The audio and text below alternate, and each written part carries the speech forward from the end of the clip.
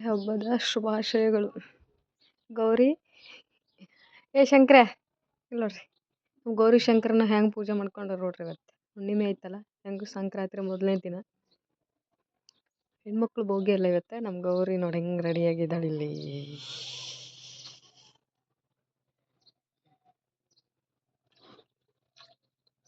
ಹಳ್ಳಗ್ ತಿನ್ನಬೇ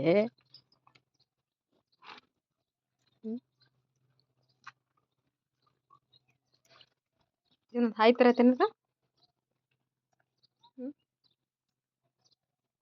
Lakshmi Nitin